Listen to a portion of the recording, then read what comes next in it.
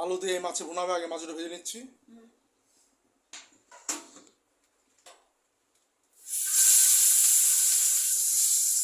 এগুলো কিছু মাছ আছে যেগুলো মানে বিভিন্ন মানুষের মুখে বিভিন্ন নাম শোনা যায়, সবাইকে আমি সম্মিলিতভাবে এগুলোকে বলি ছোট মাছ।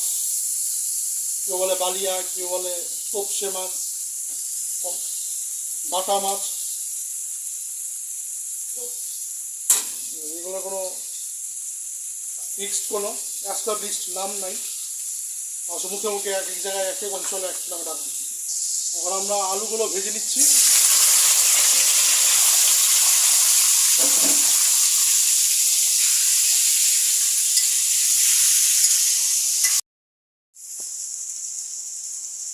জিরা আদা পেঁয়াজ দিয়ে দিলাম,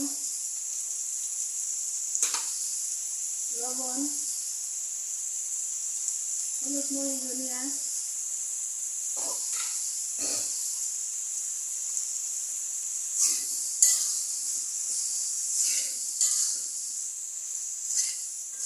তরকারিটা ঝোল রাখতে হবে, তাহলে আপনার খেতে টেস্ট হবে। সব মাছের ঝোল আলু দিয়ে একটু পানি দিব পরে।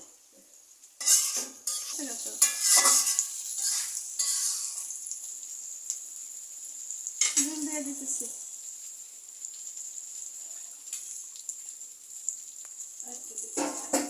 পরে মাছ দিয়ে দিব, একটু পরে আলুগুলো সিদ্ধ হয়ে গেলে মাছ দিয়ে দিব।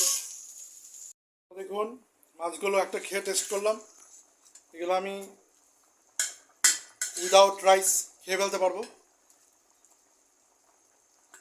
যখন 2 প্যান ফিশ ফ্রাই খুদা খেয়ে না কোনো ব্যাপার না। এগুলো খুদা বা ভাতের সাথে খাওয়া হবে। কেটে দিছি